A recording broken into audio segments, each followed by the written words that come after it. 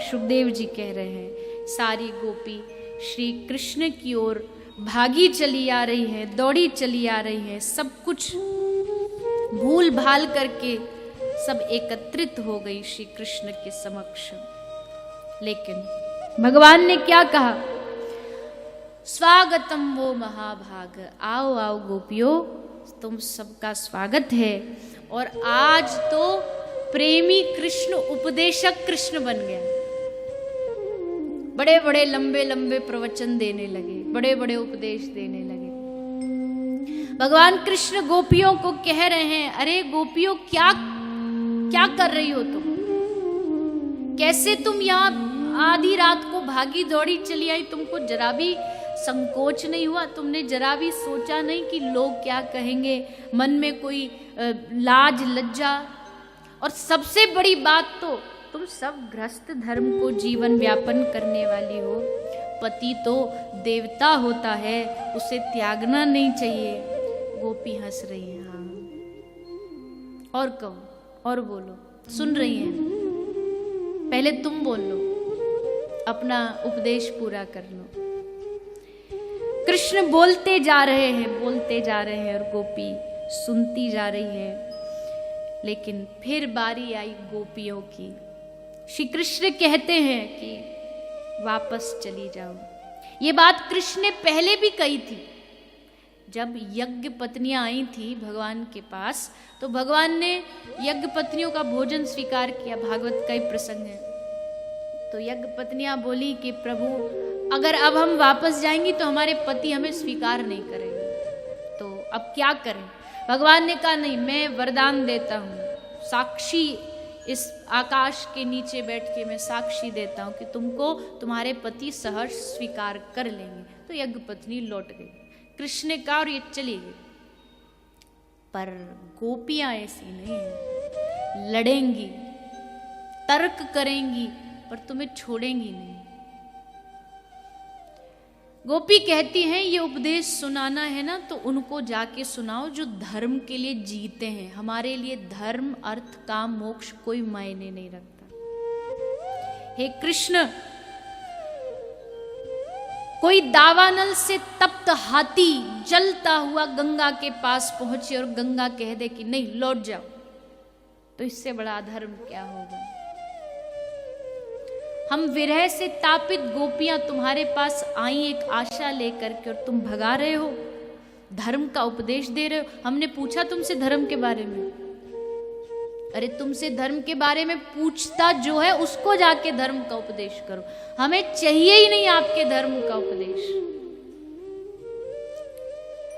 ये बेकार की बातें हमारे सामने मत करो। बताओ, प्रेम देखो, कोई सोचने में भी बुद्धि चक्कर खा जाती है कि जिस धर्म के लिए हम दिन रात भागते हैं, गोपी उसको कहती है बेकार की बात मत करो। कृष्ण को कह रही है बेकार की बात। कृष्ण एक शब्द बोल दे तो वेद प्रकट हो जाए। गोपी कहती है अपना मुंह आप बंदी रखो तो अच्छा है। हम आपकी बेकार की बातें सुनने यहाँ नहीं आई हैं, धर्म का उपदेश सुनने नहीं आई हैं।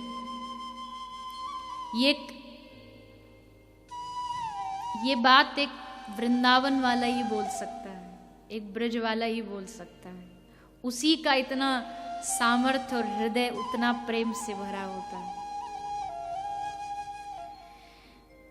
वेद चर्चा हमारे काम की ना रही, गोपी कहती, वेद की चर्चा अब हमारे जीवन में कुछ काम, और मोक्ष की अगर आप बात कर रहे हो तो मोक्ष से तो हे गोविंद हमें डर लगता है। मुक्ति तो हमें बड़ी खतरनाक लगती है, नहीं चाहिए मुक्ति।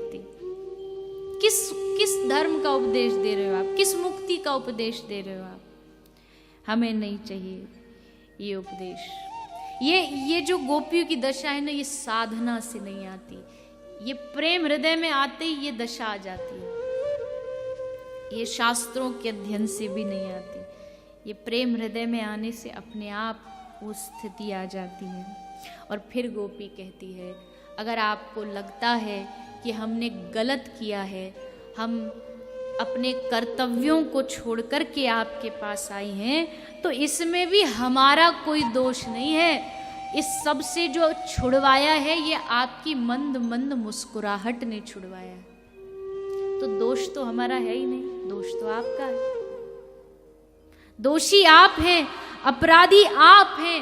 हम तो अच्छी भली अपने गृहस्थ में लगी थी, बच्चों को दूध पिला रही थी, परिवार की सेवा कर रही थी।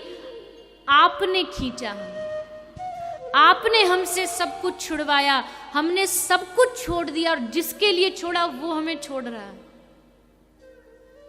बताओ, पाप हमें लगेगा, अपराधी हमें कि अपराधी आप हो? ऐसी ऐसी बातें कही कि ठाकुर की बोलती बंद हो गई। जिसने महाभारत के युद्ध में, बीच युद्ध में खड़े होकर के अर्जुन को उपदेश दिया, आज उस कृष्ण के पास कोई उत्तर ना बचा, कोई उत्तर ना बचा कृष्ण के पास।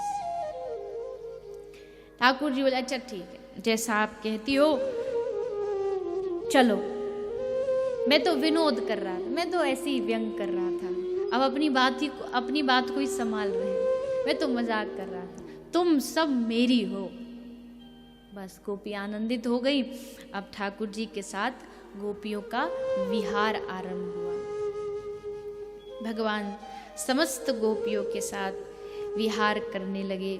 विहार करते करते किसी गोपी के साथ भगवान मुरली मनोहर रूप में, सब गोपियों को कृष्ण अपने पास, अपने नजदीक नजर आ रहे हैं कि ये तो हमारे एकदम समीप में खड़े हैं, सबसे समीप ये हमारे ही हैं, ऐसा भाव उनके हृदय में आ रहा है।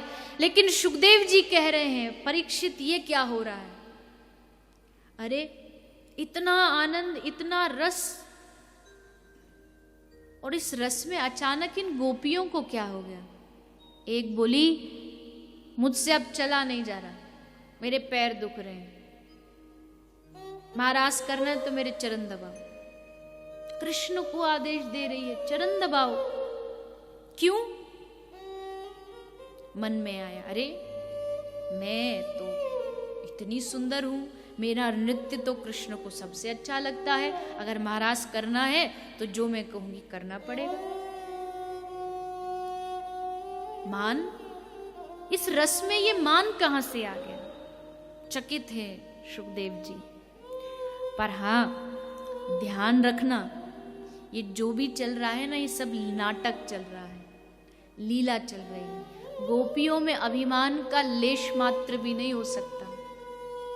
नारद जैसे नामाचार्य, जिनकी चरण धूली अपने मस्तक पर रोज लगाते हैं, वो अभिमानी नहीं हो सकती। ये सब नाटक है हम जीवों के लिए, कि देखो रस में भी अगर एक बूंद मान की आ जाए तो सारा रस खत्म हो जाता है। हमको शिक्षा देने के लिए नाटक कर रही है गोपी।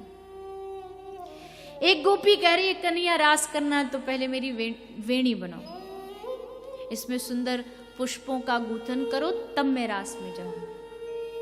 कृष्ण वेणी बनाने लगे, उसके पांव दबाने लगे। एक बोली, हमको बड़ी गर्मी लग रही है, हमारी सेवा करो, उसके पंखा जलने लगे। कोई जल मांग रही, हमको पहले पानी दो, हम तब आगे बढ़ेंगे। ठाकुर सबकी सेवा कर रहे हैं, लेकिन कब तक? सबकी इच्छा पूरी करते करते करते एक समय आया जब पूर्ण पुरुष पीताम्बरधारी श्री श्याम सुंदर अचानक से गोपियों के साथ लीला कर रहे हैं, विहार कर रहे हैं। गोपी आनंद में डूबी हैं कि हमारे साथ हैं, देखो हमारी सेवा कर रहे हैं। उसी क्षण अंतर ध्यान, कृष्ण अंतर ध्यान हो गए, चले गए महाराज को छोड़ करके। हमारे हृदय से भी कृष्ण को जाने में समय नहीं लगेगा अगर मान हृदय में आया तो। अभिमान आया तो तुरंत छोड़ करके अंतर ध्यान। अब गोपियां उनके आर्त से, उनके चीख से पूरा वृंदावन गूंज उठा। आज निकुंज में विलाप ही विलाप है चारों ओर। हाय, हमारी जैसी अभागिन कौन होगी? हमें इतना सुख दे रहे थे वो, हमें इतना आनंद दे रहे थे वो, और हम गोपियों ने अपने आप को ही इस तुच्छ देह को बड़ा मान करके अपने आप को बड़ा मानने लगे। अब गोपियां आपस में खूब क्रंदन करती हैं। ललिता कहती, ये सब मेरे कारण है, ये सब मेरे कारण है। मैंने ही अपने हृदय में ये भाव लाया कि ये मेरी सेवा करें, इसलिए वो छोड़ करके चले गए। चंद्रावली बोली, नहीं नहीं, आपके कारण नहीं, अपराधनी तो मैं हूं। वो इतना प्रेम दे रहे थे और मैं उनसे सेवा करवा रही थी। सबसे बड़ा अपराध तो मैंने किया है, मुझे तो मर जाना चाहिए, इन प्राणों को त्याग देना चाहिए। हमारे श्याम सुंदर कहाँ हैं? हे वट, तूने तो देखा होगा, तूने तो देखा है, तभी तो तेरे चेहरे पर मुस्कुराहट नजर आ रही है। तूने श्याम सुंदर को देखा है। तभी दूसरी गोपी बोली, अरे इससे क्या पूछती है, ये बूढ़ा आदमी।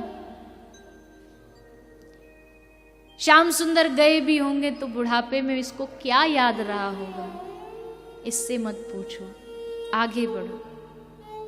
आगे सखी पूछ रही हैं, हे मल्लिका, हे मालती, बता न श्याम सुंदर कहाँ गए हैं।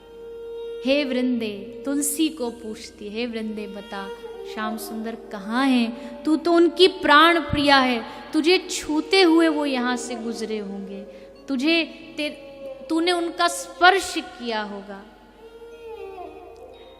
तभी दूसरी गोपी कहती, अरे इससे क्या पूछती हो, ये तो हमारी सौत है, इसको पता भी होगा तो भी नहीं बताएगी, इससे मत पूछो, आगे बढ़ो।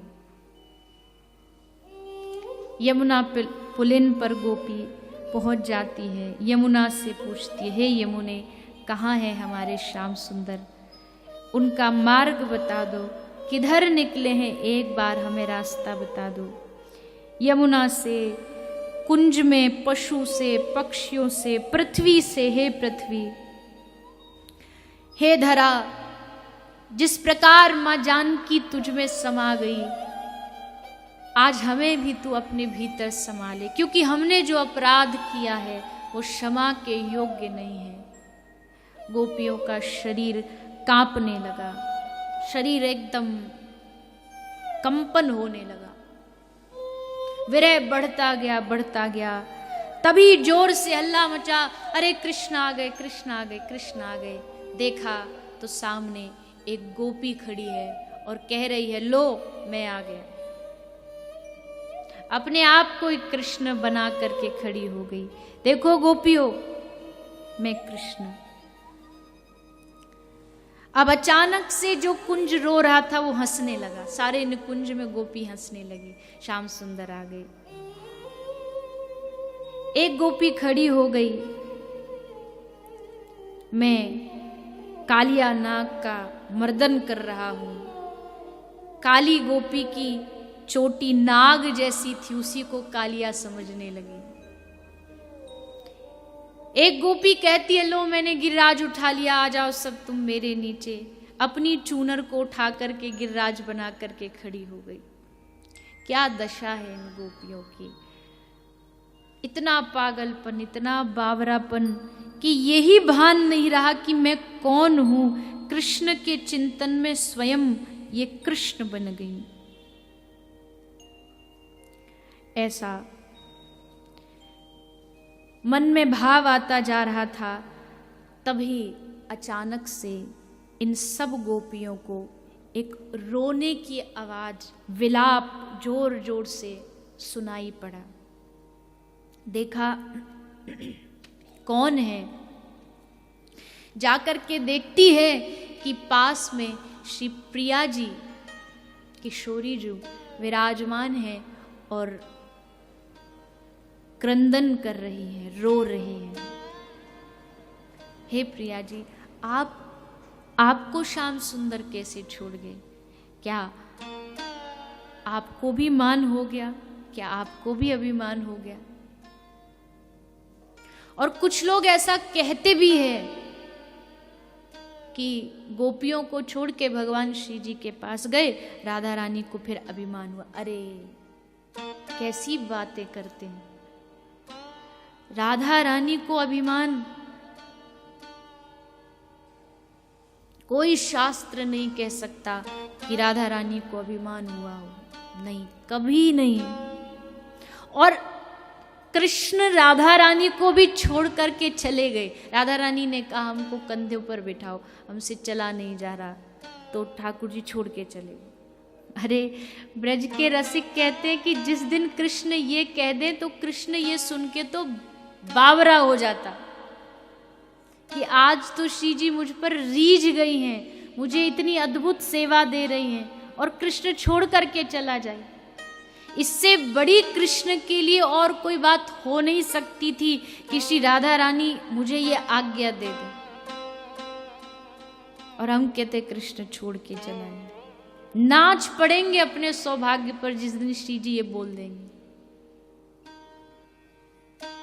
धन धन राधिका के चरण। उनके चरणों को पाने के लिए तो दिन रात रोते हैं, उनको छोड़ के चले जाएंगे, ऐसा हो नहीं सकता। अंजन लगाने की सेवा दे दो, आज मावर लगाने की सेवा दे दो, हे किशोरी जी आज थोड़ा सा कोई सौभाग्य दे दो। जो दिन रात उनके सामने प्रार्थना करता है वो छोड़ के नहीं जा सकता है। प्रिया जी ने देखा कि श्याम सुंदर जब सब सखियों को छोड़ कर के उनके पास आए तो सारी सखी एकदम व्याकुल हो गई। अपना शरीर देह उनसे अब रोका नहीं जा रहा, शरीर एकदम जल उठा। तब प्रिया जी ने सोचा कि श्याम सुंदर तो हमारे साथ है, कितनी कृपा है लाडली जी की, देखो श्याम सुंदर मेरे साथ है और ये मेरी बेचारी सखियां कितना कष्ट पा रही हैं। इसलिए श्यामा जी ने सोचा कि मैं इनको छोड़ के अपनी सखियों का साथ दूं, उनके साथ जाऊं और उनका सहयोग करूं, धैर्य धारण करवाऊं। इसलिए श्री जी ने ये लीला की है कि श्याम सुंदर छोड़ करके चले गए और श्री स्वामिनी जी खुद कहती है श्याम सुंदर से कि हे श्याम सुंदर, ये थोड़ा उचित नहीं है कि आप उनको छोड़ के मेरे साथ विहार कर रहे हैं, आप चले जाइए, मैं भी उनके साथ मिलकर के आपको पुकारूंगी, आपका आवाहन हम गोपियां करेंगी, तब आप आकर के हम पर कृपा करिएगा। इसीलिए श्री जी ने गोपियों का साथ दिया, अभिमान नहीं। इस बात को मन से निकाल दीजिएगा। तब सब सखियों ने देखा, ललिता ने देखा, अरे हमारी स्वामिनी तो देखो यहाँ लोटी है, केश बिखरे पड़े हैं, शरीर एकदम जर्जर हो रहा है। तब इन गोपियों ने श्री जी को संभाला और फिर सारी गोपियां मिलकर के श्री श्याम सुंदर को पुकारते हुए गोपी गीत के द्वारा श्री श्याम सुंदर का आवाहन करती हैं।